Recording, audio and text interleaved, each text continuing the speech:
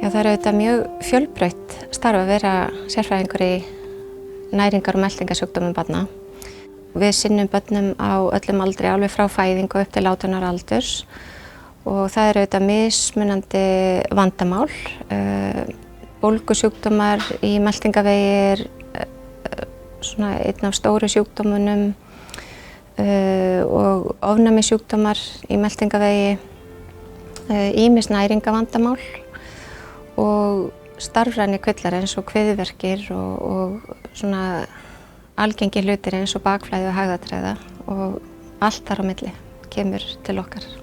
Og ég búin að starfa á Barnaspítalanum í tæplega 6 ár frá því að ég kom heim frá Bandaríkjunum.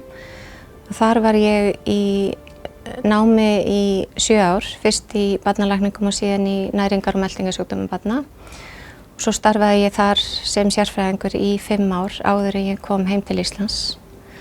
Og ég held að ég hafi valið þessa sérgrein svona því ég hafi áhuga á næringu og almennum barnalækningu líka því að þetta skarast mjög mikið.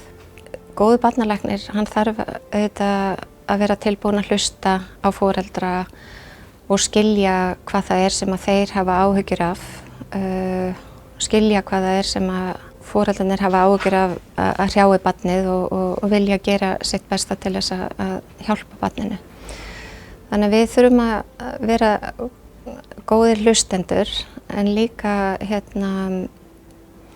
tilbúin að svona veita stuðning því að við getum ekki alltaf lagað öllu vandamálin en við getum verið til staðar og það skiptir miklu máli að fólk finni það að maður sé að hugsa barnið og fjölskylduna. Já, það kom þetta alveg skemmtilega óvart á mánudagsmorgni að fá símtal og heyra að ég fengi heiðrúni í þessum flokki. Fagmennska fyrir mér snýst auðvitað að nota sína menntun og sérþekkingu og reynslu sem maður aflar sér gegnum árin til þess að sinna börnum sem að leita til okkar sem best. Það sem maður er að gera, það byggir ekki á einni mannesku. Við erum heilt heimi og það finnst mér svona skemmtilegast við starfið að vinna með öðrum og ólíkum fagaðilum og finna það að fólk sé ánægt með þjónustuna.